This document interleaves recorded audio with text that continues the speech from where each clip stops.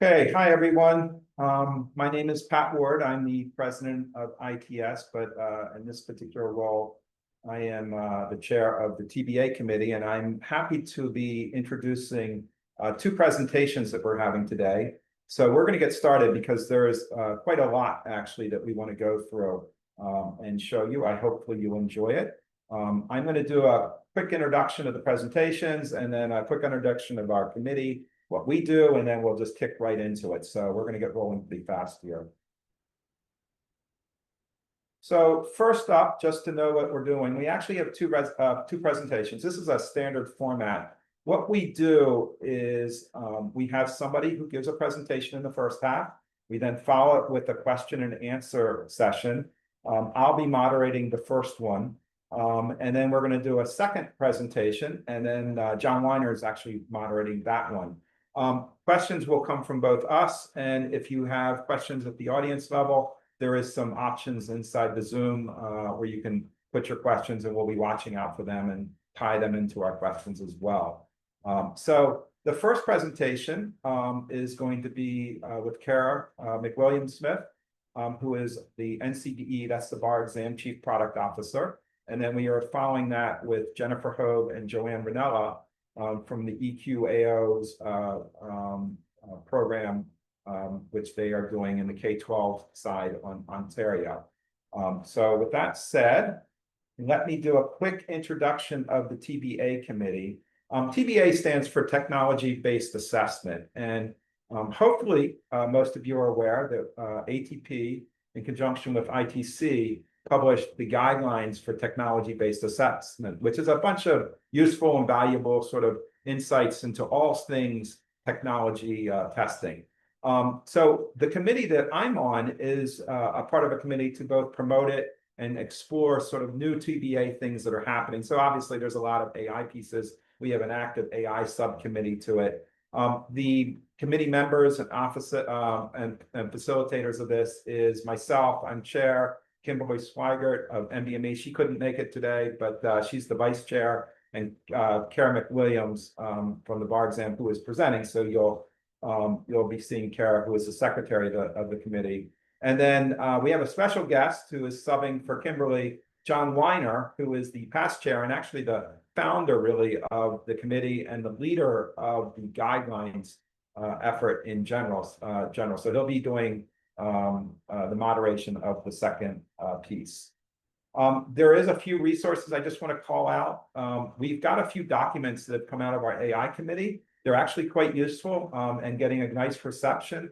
So you can get these from the ATP website, and these are the Creating Responsible and Ethical AI Policies, the considerations for generative AI, and ATP and AI. The last two are very recent and getting added. Of course, the guidelines are available at the bookstore. They're also available on Amazon. You can pick them up in like a Kindle format. And all the presentations that we do, we call them roundtables, these webinars, they're available on YouTube, and you can get to them from there and from our LinkedIn account there.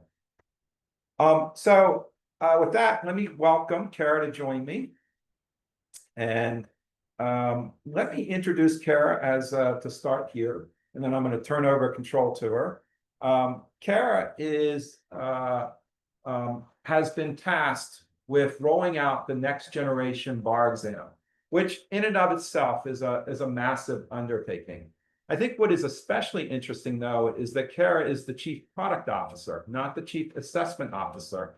And she's been looking at every aspect of the program interface with its internal and its external consumers, reinventing it using both traditional and next generation product methods. And with that said, let me turn it over to Kara. And hold on, Kara, I'll get you going so you control it, and I'll drop off. Thank you.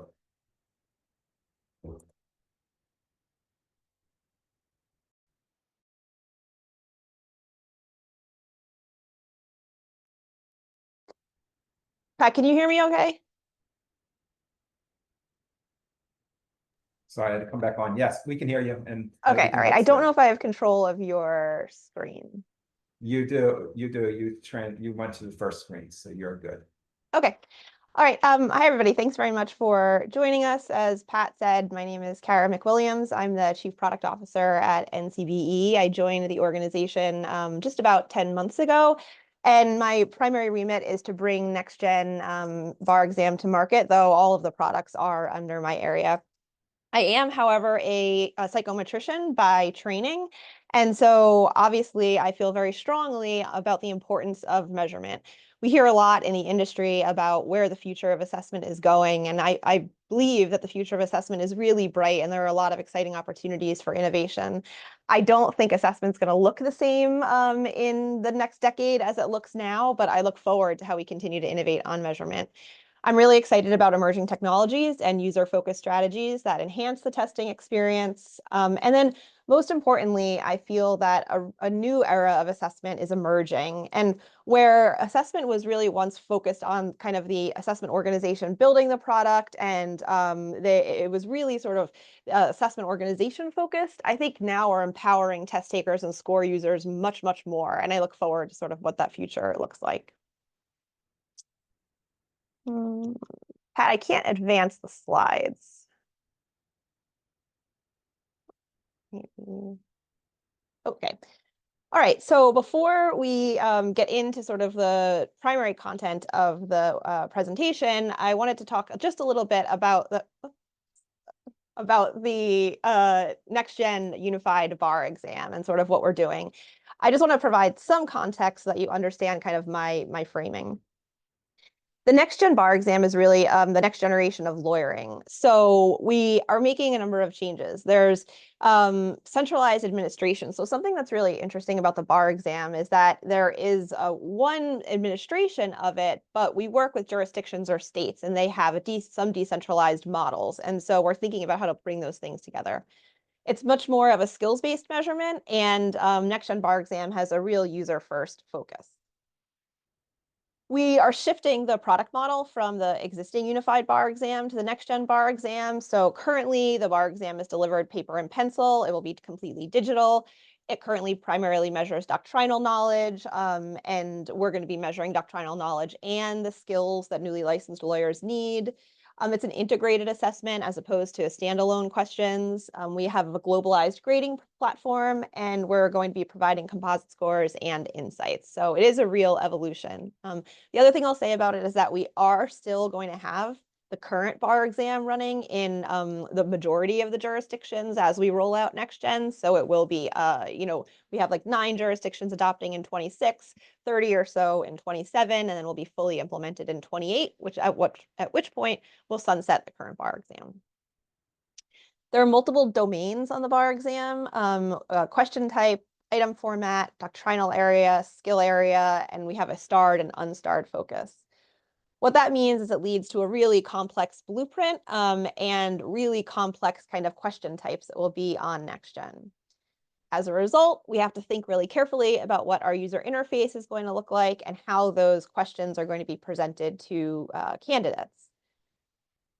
I also feel very strongly that the features and capabilities that are implemented in the UI of a delivery platform really impact the validity of the assessment. So we're actually partnering with ITS, Pat's organization, to leverage their platform and implement kind of the features that we feel will help candidates demonstrate their proficiency most effectively.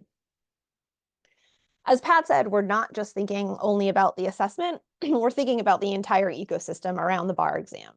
So we're building new platforms, a candidate portal, we're calling it, or a candidate platform. It helps them monitor their readiness to sit tasks, gives them preparation materials, provides all of their score services. It really is sort of one area where candidates can go to really prepare for the exam, feel confident for the exam, and then access their scores and port their scores following the exam.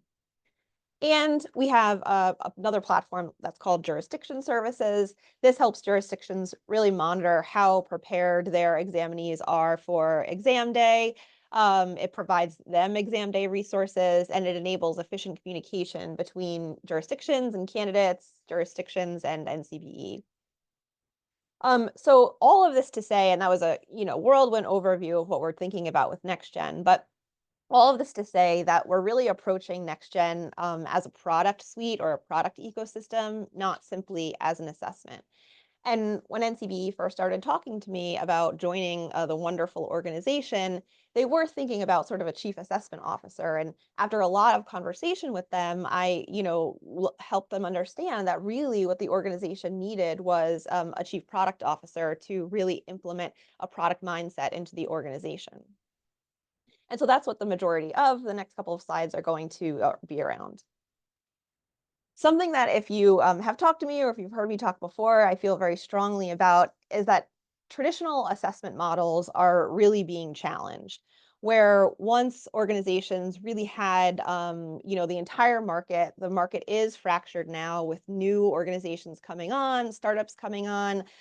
What that means is that users really have choice now, and so we have to think about things a little bit differently.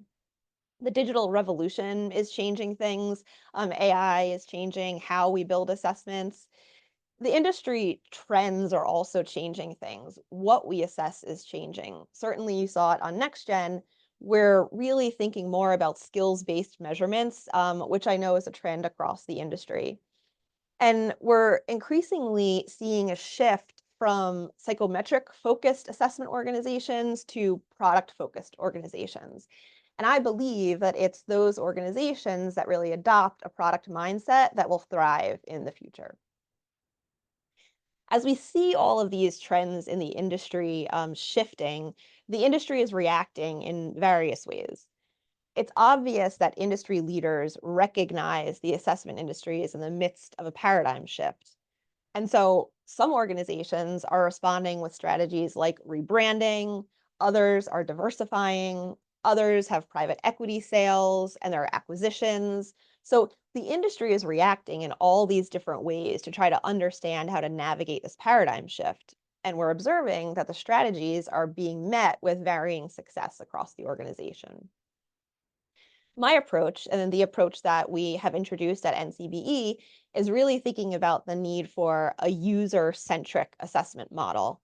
So the first thing I did when I came to NCBE was I got a deep understanding for all of the users across the value chain.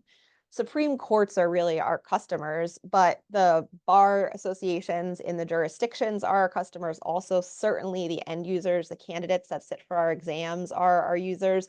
Law schools are users in our value chain.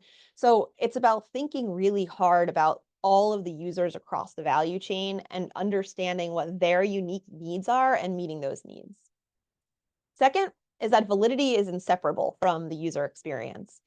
What that means is, let's say your examinee has a Mac and another examinee has a PC. If your questions are rendering differently because of the device that the user has, you're really creating problems with validity. And so it's important, especially in the digital age, to make sure you are thinking about the user experience as part of the validity argument. And lastly, the user experience spans every stage from preparation to results. One of the first principles that I've introduced at NCBE is that we need to make sure that we are not creating any exam day anxieties.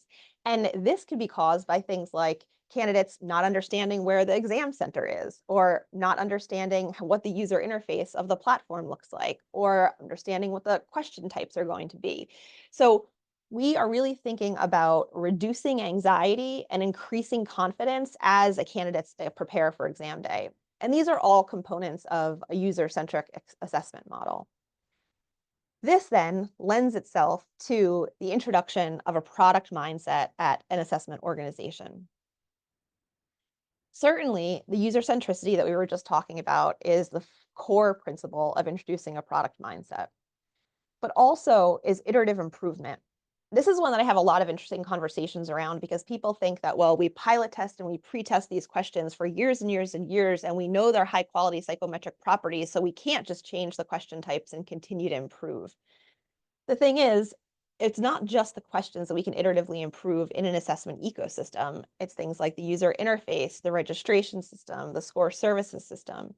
But also, when we think about those question types and iteratively improving on them, building an assessment pipeline is really important. For example, if you have low stakes products like test prep materials, getting some new question types in those test prep materials, so you're getting them into the pipeline to get some stats on and see if you can operationalize them. So it's really thinking creatively about the iterative improvement lifecycle. It's also about integrated solutions. So thinking beyond the testing event to include different products and services that can support candidates, or in my case, candidates, but examinees. Thinking about connecting to learning pathways or credentialing. An individualized assessment is not going to be the future of the assessment organization. It really is going to be sets of integrated solutions that are helping examinees at multiple points in their journey. It's also thinking about market responsiveness. As I mentioned, often was the case with assessment organizations where there was a warrant for their assessment. They didn't really have to think about market share because examinees had to take the assessment. Same was true of the bar exam. But we're seeing new entrants into the market. We're seeing, jurisdictions thinking creatively and differently about licensing lawyers. And so it's really about understanding the market needs, understanding market dynamics, and shifting before the market shifts so you can get out ahead of the market.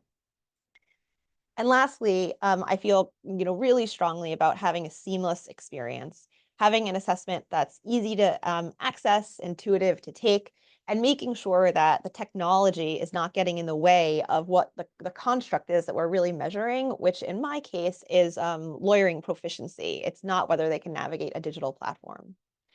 So these are the 5 key principles of a product mindset that I ask the incredible teams that I lead at NCBE to think about.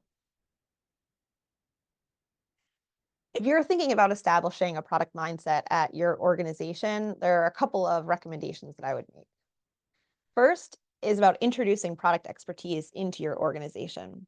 What I've seen happen a number of times and not work out well is that there are wonderful, wonderful staff members at organizations. And you might think, okay, this person who leads this area can now be a product manager and lead the product area of the organization. And we try to shift positions inside of the organization. But it is a real skill set bringing a product mindset in. So I would suggest it's really important to either invest in bringing product expertise into your organization or invest in upskilling the wonderful staff I'm sure you already have to give them the skills they need to be successful. It's also about aligning product strategy with business and assessment goals. So, for example, if you're thinking about you want to increase operational efficiencies in your organization, then you need to think about, okay, maybe it's appropriate for my organization to use AI content generation because I know it'll be less expensive for me to build my assessment. Well, then that's going to drive your assessment strategy because you're going to want to think about developing questions that can be AI generated at high quality. So it's really thinking about putting your business and assessment goals first and then thinking backwards to how your product can support those goals. Thirdly, and this is one I get a lot of really interesting conversation about, as a trained psychometrician, I find psychometrics to be critically important. It is the core of measurement. And so I think Pat, did you? Okay, it's the core of measurement. And so I think it's critically important to keep it at the center of everything that's happening in the organization, but balancing it with a broader product strategy and bringing innovation and all of those things together. So psychometrics becomes one component of product management, but it doesn't drive the entire thing. And then lastly, it's about structuring and empowering a product team. I'm incredibly fortunate at NCBE that I have a CEO who is incredibly supportive of establishing a product mindset at NCBE and really driving that across the entire organization and empowering me and the entire product division to really drive some of these principles across the organization. But that's a really key component because culture shift is going to be so important here. Just to give you an idea of how things are set up as we structure for a product mindset, it's really about product management. So there is a product manager, Erin Scully, who is incredible, and she is really driving a lot of the product development of the next gen services and systems. And then underneath that is we bring together all of these different areas: customer experience, psychometrics and research, user experience, product engineering, and a test development. All of those divisions come together. And it might not seem like a big deal to structurally organize your product team in this way and in terms of the hierarchy of the organization, but when these different groups are all, sort of reporting up to the same place, it does create more synergies. It does force them to talk to each other more. It's been so exceptional to see the psychometricians and the user experience designers talking together about how we're going to really develop the user interface for some of these more complex question types. And it's by those folks talking at the beginning and really understanding each other's needs and what their thoughts are that it saves us time at the end when the psychometricians aren't surprised by how the UI is rendering in the platform. So organizational structure when adopting a product mindset is very important. Once you've introduced a product mindset and structured for one, it's really about operationalizing that mindset, reimagining the business models, financial, operational, with a foundation in market research.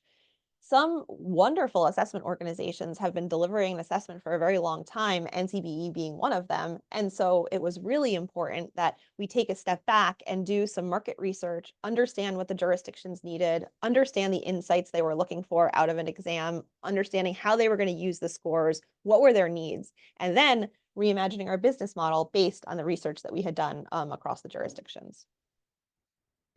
It's also about establishing a product development lifecycle and a market-driven product lifecycle. So, as I mentioned to you, we are going to have two products in the market at the same time, which is complex and challenging, but we had to think strategically about what the sunset of the legacy unified bar exam was going to look like and what the rollout of NextGen was going to look like.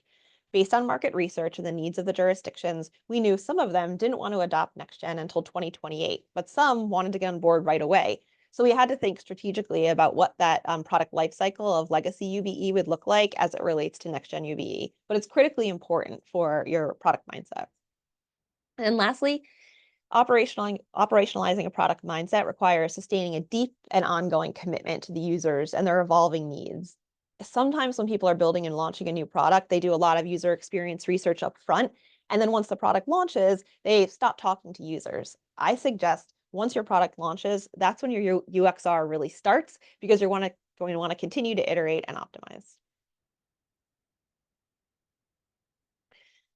Lastly, I'll quickly just mention that another component that is really important is a product innovation and development pipeline. As I said, at NCBE, we're thinking not just about the next-gen bar exam, but the ecosystem of products and services that can support candidates and jurisdictions. And so we're thinking innovatively about what do some of those products look like? Source books, the sources of law, how we can help them understand exactly what the source build the questions, different types of test prep. We are thinking about, how we could support law schools, what those products would look like. So I urge you, if you're an assessment organization, not just to have sort of a unique view, an independent view of just your assessment, but think about what your innovation and development pipeline looks like so that you can support an ecosystem of products. Lastly, if you're going to adopt a product mindset in your organization, you should expect to meet some challenges. Change management is incredibly difficult in organizations that have been functioning in the same way successfully for a very long time. But implementing structured change management plans with clear leadership alignment will really drive things forward. I would urge you to have strategic discipline. Sometimes it's much easier to just say, you know what, we tried this, it didn't work, let's just go back to how we've always been doing things. You might need to make small pivots, but define what your priorities are and measure success there. Think about your talent composition and whether you need to bring new skills in or upskill. A lot of assessment organizations have a risk aversion, and that's going to be challenging. So I would urge you to take small, calculated risks. Confusing communication is going to be a challenge. Streamlining messaging is critically important to understand all of the change management components to provide, to continue to give people confidence and how things are moving. Lastly, the challenge to expect is an outdated operating model. If you're introducing a new product strategy and you're trying to operationalize it with the same model you've been using for years, it's going to fail. So it's about aligning your product strategy with your operating model and optimizing it so that it meets your needs. So, as you can understand from this talk, I feel very strongly that the shift from test focused to product focused isn't a trend. It's the future of the industry. And it's those assessment organizations that successfully adopt a product mindset, I believe, will be successful.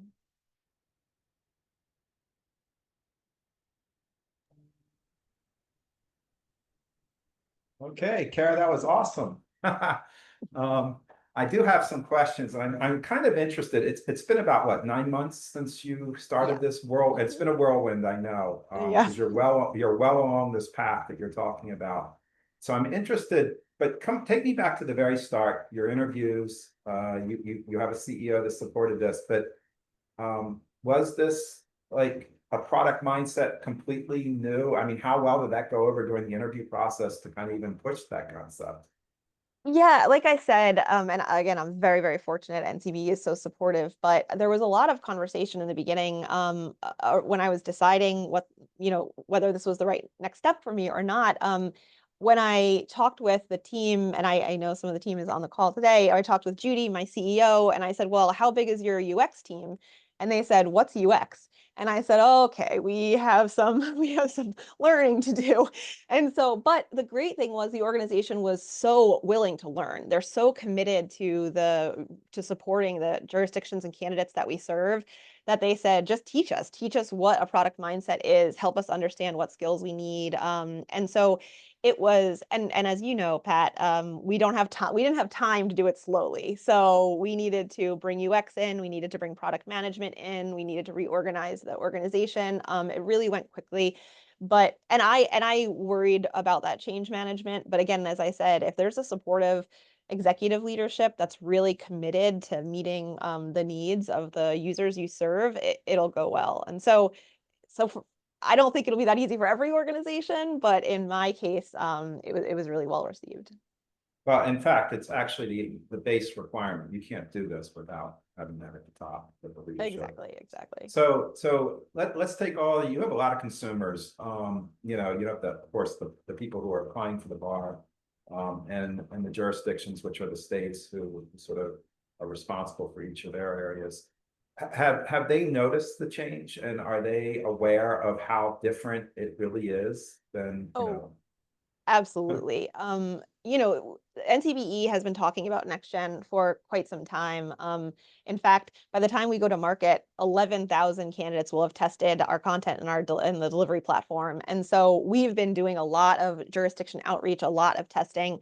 Interestingly, what the consumers are most excited about isn't even actually the test content. It's all of the ancillary services around the test. It's been so difficult not difficult, but it's been a process to do things like even get eligibility to sit rosters up and things that we think of are so basic, and helping do accommodations approvals, communication, and streamlining all of that through the new platforms we're building has been received really, really well by all of the consumers, which has been great to see. But also, as you know, Pat, previously the bar exam was graded individually by each of the jurisdictions, with their own, we provided some guidance, but now we're rolling out a centralized grading platform, and we're doing a lot of really great grader training. I have two team members, Wendy and Erica, who are phenomenal, and they're building all of this training for the jurisdictions. And so we're going to be able to have this centralized grading. You would think some jurisdictions would say, you're taking our autonomy away from us, let us do what we want to do. But in fact, they're really excited about all of the support we're giving with these new products and services that we're rolling out. all right, so you came in with a vision 9 months ago. It's been really busy. Has your opinion changed on any of this? Have you evolved in, you know, way you would approach it or any of that? I mean, it's been so fast. Yeah, I think that it has been so fast. I the thing, and I've always known this, but it became much, much, much more obvious to me in the last couple of months. External communication is so critical because in some cases, your consumers who might hear that you're changing things. Oh, maybe psychometrics doesn't matter anymore. Now you just want to flash a user interface, which is not the case at all, for sure. And so it's really understanding your core messages about what it means to maintain the quality of the exam that your customers have trusted for decades, and enhancing the validity by now having this sort of product mindset that is applying validity in a different way. So I think that one of the things I've learned is really getting those core messages down and making sure that your consumers understand them and that you could bring them along in that way, which has been and our comms department at NCB is excellent, and so it's been helpful. I think that's actually a great stopping point for this. So thank you, Kara. That was Sure. fabulous. We appreciate it. And thanks. with that said, let me invite our next group on, John, and Jennifer, and Joanne. So let us meet John. Thank you, Pat. And Kara, thank you. That was a great presentation. Definitely illustrates the importance of technology as being integral into assessment, that the ecosystem is much more than assessment itself. So great case in point. Well, I have the good pleasure of introducing our next two speakers who are going to talk in a moment about how they use the guidelines for technology-based assessment as a professional learning tool, which I think is fantastic because, the guidelines were developed as for a number of stakeholders. But one of the nice benefits of this document is actually as a professional learning source of material. So I'm excited to hear about that. First, I'll begin with introducing Dr. Jennifer Hove, who is the Director of Data and Reporting at the Education Quality and Accountability Office, the EQAO. There is where she oversees the agency's psychometric data science, reporting, and IT functions. She has over 2 decades of experience in the public and private sectors and provides actionable insights that drive digital transformation and creating creative, innovative data and reporting systems. So big job, obviously. And then she is joined by Joanne Rinella, who serves as the Director of Assessment and Reporting at the EQAO, and she provides strategic leadership in the modernization and digital transformation of their assessments and collaborates with a number of the agency's education partners. She also oversees school support and outreach teams and creative services operations special project teams and has been with the agency since 2005. So 2 genuine experts here to talk about this next topic. I welcome them both. Look forward to your discussion. Thank you.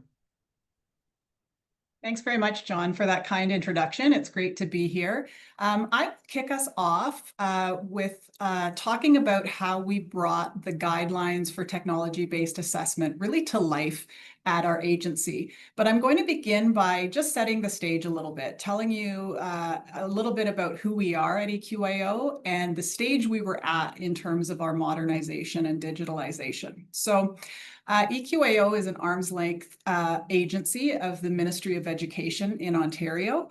We're very much focused on providing reliable and consistent measurement of student achievement to support the quality and accountability of Ontario's public education system. And let me just make sure that I'm actually able to advance slides here.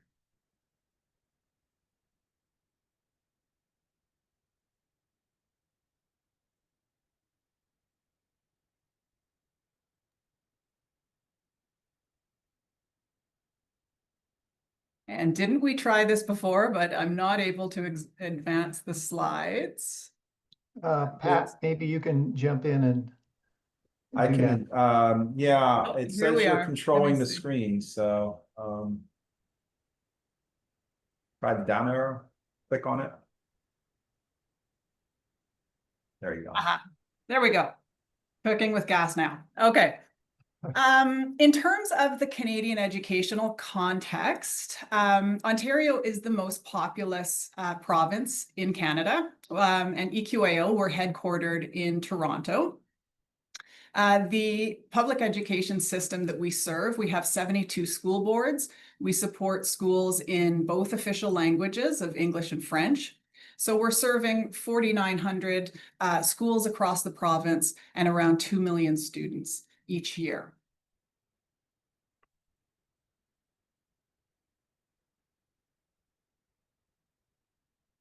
Our assessments are in the K-12 system, as I mentioned, and they're administered periodically across students' educational career. So we start in grade 3 with our assessments of reading, writing, and mathematics.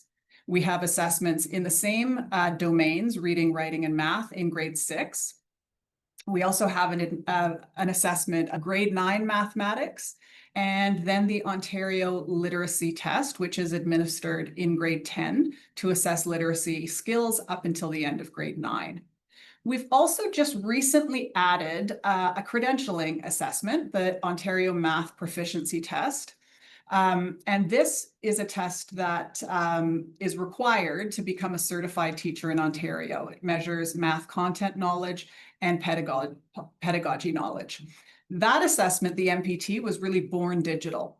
But for the other assessments in the K-12 system, they had been paper-based for a long time, up until 2019. And then with the pandemic really focused our minds in terms of the need to digitalize those assessments, and that started our journey to modernize those K-12 assessments.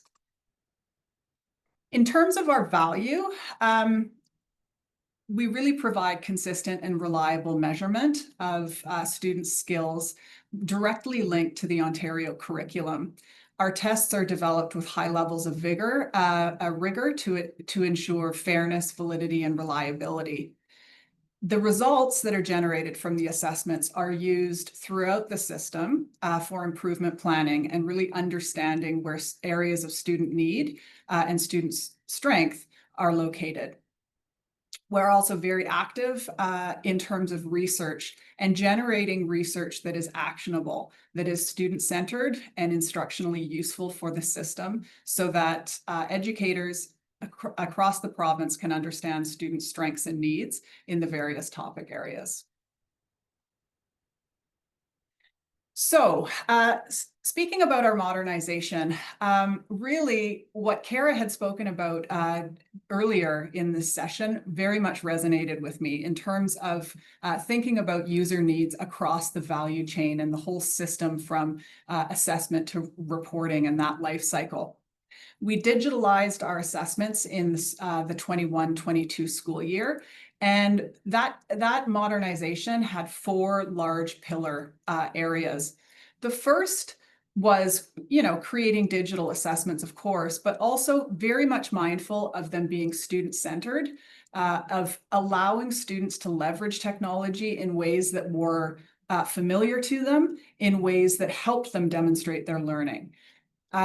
We introduced in mathematics adaptive assessments to really allow the assessments to meet students where they were at in their learning, to engage students in the assessment, but also to provide very strong measurement across the achievement scale. Our modernization also had flexible admin windows, really taking a lot of the burden around administration off of the shoulders of schools and school boards across the province, so that they had much more flexibility to administer those assessments at times that suited them at their schools. We introduced an online scoring system, which again offered a lot of flexibility. So where human scoring still was implemented, this scoring system allowed it to be very much self-directed. And we gained a lot of efficiency in terms of processing time with regards to scoring. And then we also introduced rapid automated scoring with our multiple choice items. And the last pillar was the interactive reporting platform. So very much focused on, again, using technology to showcase the data that came out of our assessments and to help our users at the school board level and at the school level understand and leverage the assessment data in ways that were beneficial, both to teaching and learning. So I've touched on some of these, but the benefits that we've seen with this digitalization, very much streamlined logistics. So reduced testing time, flexibility, long admin windows to allow schools to make choices that benefit their own conditions and needs. Very much focused on deeper, faster insights. So driving towards rapid results, we introduced sub-score reporting and a whole suite of interactive dashboards to allow users to understand the data and integrate into their improvement planning. We've always been focused on valid and reliable assessments. So that was a focal area in terms of what we maintained, but also thinking about accessibility and fairness in different ways, and embedding accessibility features within the system that could be leveraged by all students based on their needs. And then a lot of support and outreach. So again, some of what Kara spoke to you about earlier, very much what we were focused on as well. A lot of communications to our stakeholders, a lot of support in terms of understanding the new digital platform, providing webinars, one-on-one sessions, user guides, and then also very intentional focused sessions on helping educators to leverage the assessment data as well. So now we'll shift. That's the context, that's the setting, and we'll now shift to talking to you about how we leveraged the guidelines for technology-based assessment as part of that modernization journey that I just spoke to you about. Really, we saw a big value in terms of the guidelines as far as providing best practice, of course, thinking about the end-to-end sort of ecosystem around digital assessment and doing that while maintaining validity, fairness, accessibility, security, and privacy. Really, we were struck by the comprehensiveness of the guidelines and why they mattered to EQAO. So we'd recently undergone that very rapid transformation that I just spoke to you about.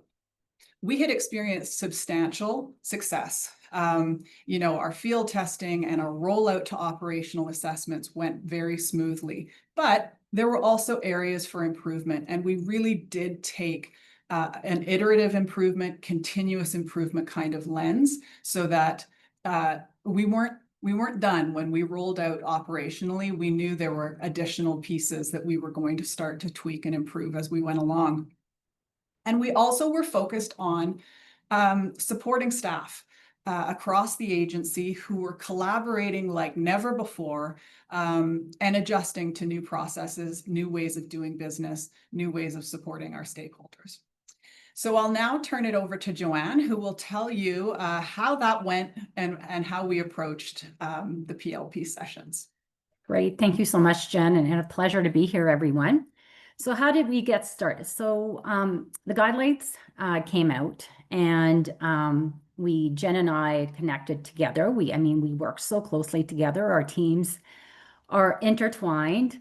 So then we started putting like I said, our heads together and coming up with reviving our professional learning program. We had a program like that many, many years ago, but then it had been paused.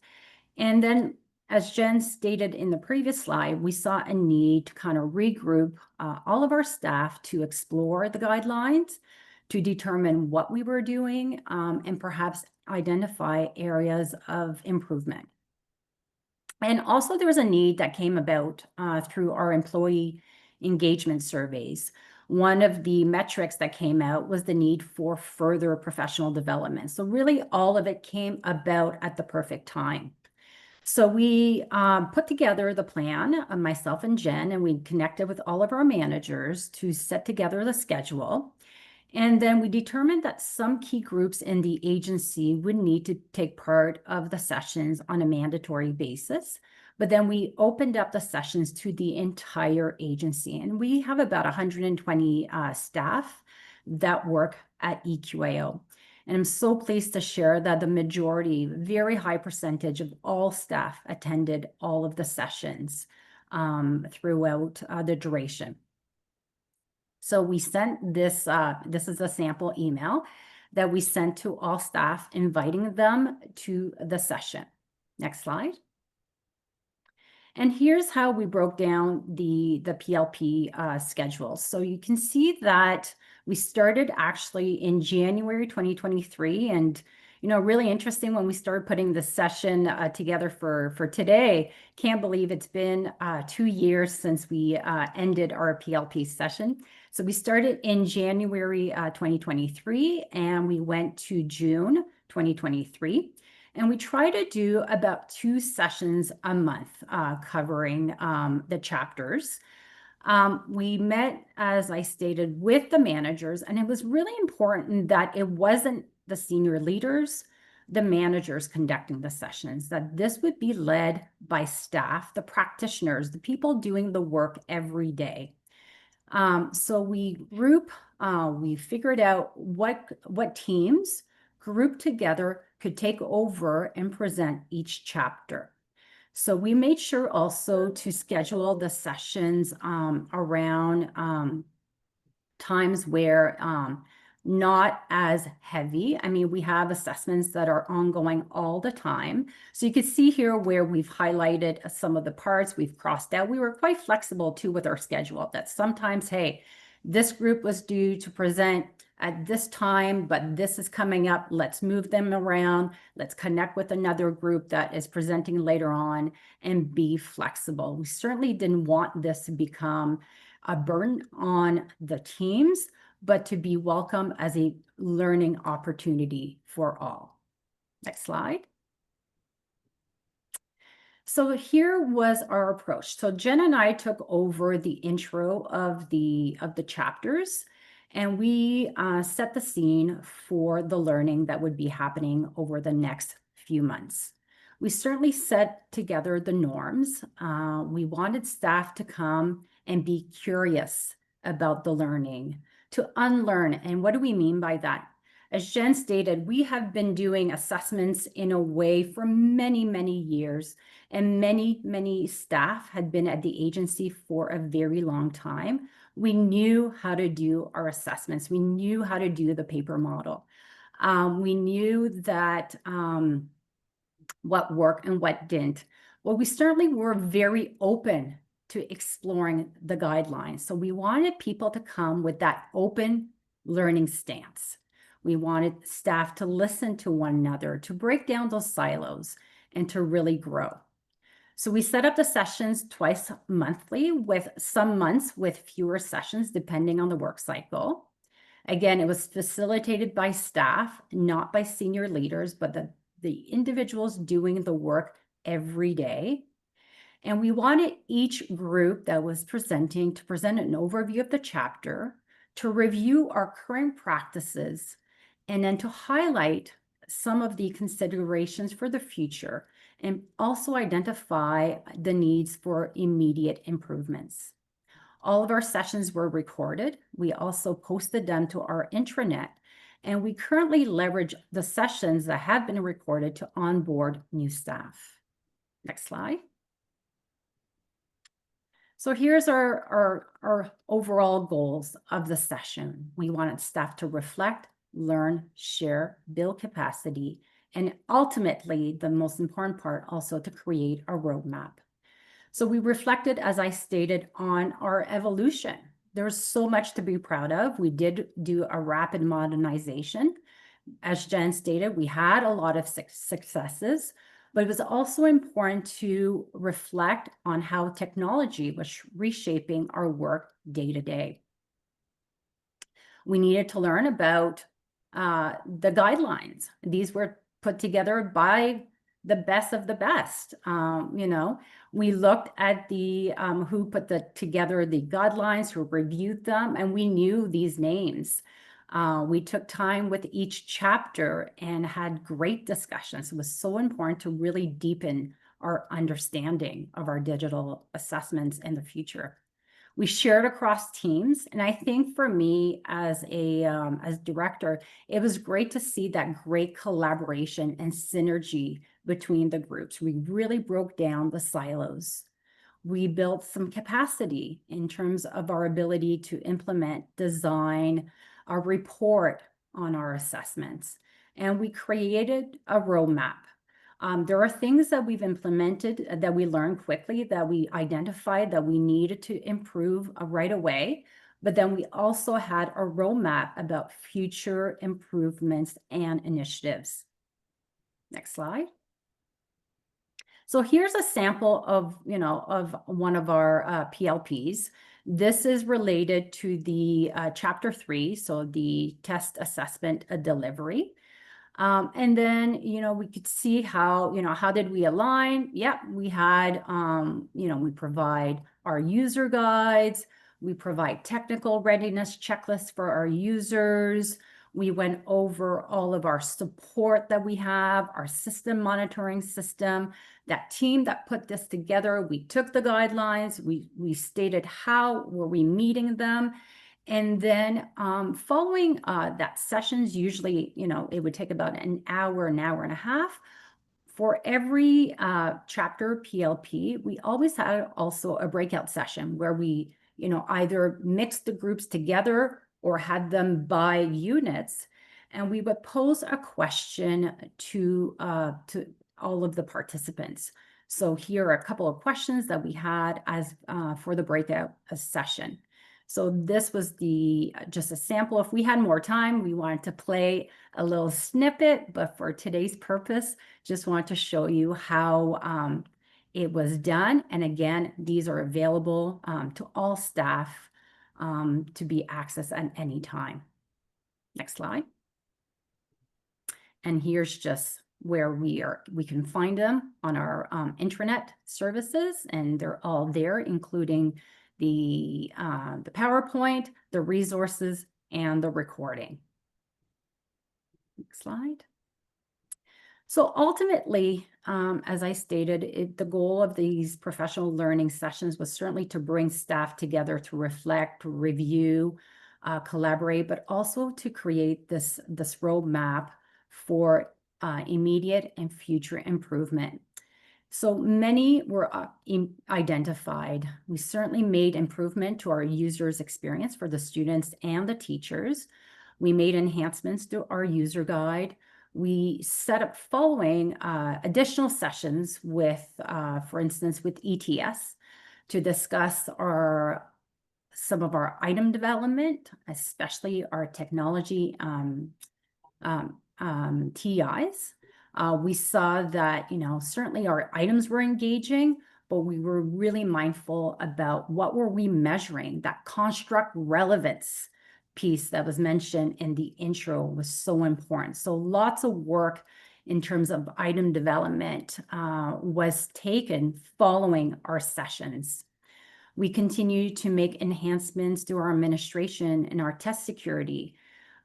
Test security continues to be an area of focus.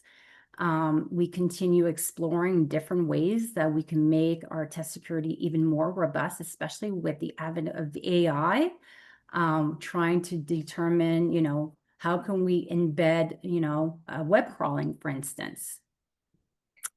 Jen's group certainly made tremendous enhancements to psychometric procedures and the automation of the data lifecycle processes. We've automated many new processes and really improved in terms of our quality assurance processes. And we continue to expand the reports that we provide to our end users, including new reports that we will be releasing in the falls in terms of cohort reporting. So really, all of the guidelines have really helped anchor our improvements against industry standards. In terms of next steps for our agency, we were looking at AI, and we are in the process of implementing a roadmap for our AI integration from end to end.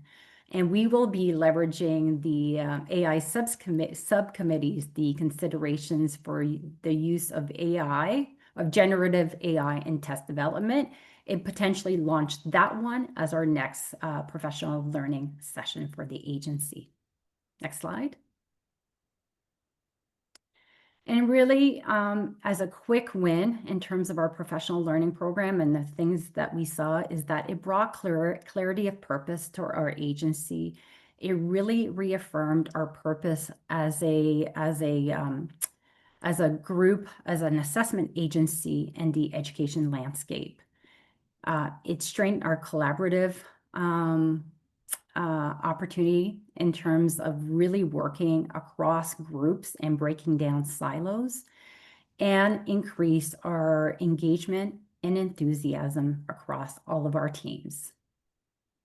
Next slide. And that's it.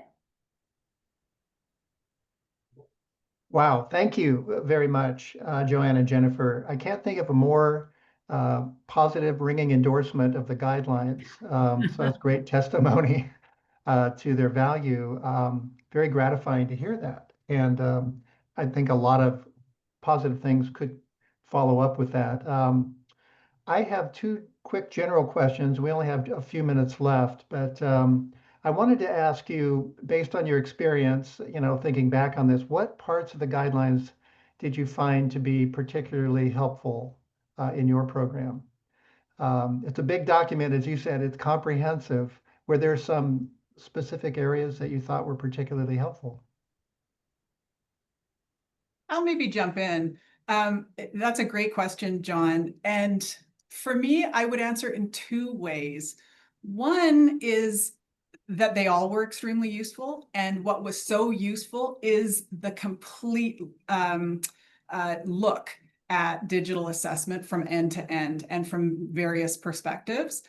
But also, I think the emerging applications, that section was also very interesting as far as having been through the modernization and working through best practice, but also then thinking about, okay, what's next? And so as Joanne had touched on, we're now thinking about AI integration, automated test assembly. We've done a lot of successful work around, and automated item generation now is something that the teams are piloting with as well. So I think that, having the kind of current state and then future state all embedded within the guidelines, very, very beneficial. Joanne? Yeah, for us, in terms of the assessment team, I think the first few chapters were right away instrumental. We made enhancements to our item bank based on some of the recommendations in the guidelines. And as I stated, we did quite a bit of work. We took a pause and a reflection in terms of some of our item types, and then sought further guidance from industry experts. So, again, really, it was a great positioning about, okay, yes, things can be engaging, but then are you really measuring what you're intending to measure? So we did quite a bit of work in that regard. And in terms of, few next steps, right now, Jen mentioned our math proficiency assessment, looking at, going back to that chapter about test security. That is an assessment right now that is done remote proctoring. And we're looking at what are we putting in place to make sure it is as secure as possible. Got it. Yeah. Well, those are great answers. And again, in the interest of time, I'm going to give you have 1 minute to answer this question. So what advice would you give to organizations that are planning to use the guidelines for the first time? I think for me, I would say short and sweet, use them to foster conversation. Use them to foster discussion and to start to think about that iterative continuous improvement. I think that's where we saw such value. And the guidelines are perfectly set up for those two pieces. So that would be my advice. And be intentional. That would be my other piece, right? Really set the time. Like we made the time. Everyone had in their calendar. We said, we're setting aside 2 hours. You've got to be intentional. Yeah, that makes sense. Yeah, the way you approached it was really impressive, and comprehensive as well. So I think we're ready to maybe advance to the last slide, whoever's controlling the deck. And, I'm going to wind things up for the team. So first, we owe a lot of thanks to Kara, Jennifer, and Joanne for some great presentations today. So how about a virtual round of applause? And, we record this session. Yeah, please come up, Kara. We record this session and they're available. This session and other sessions that we've done in the past are available on a YouTube channel, and you can see the address there. And we've had some great conversations that I think everyone on this call would appreciate. If you would like to get more involved with the committee, we're always interested in additional expertise. We have formed a subcommittee within the general committee that's focused on AI applications. Contact Pat Kimberly or Kara. And I want to take this opportunity to just put a quick update to you that the TBA guidelines are undergoing right now a version 1.1 update, especially the last section, which was on emerging technology.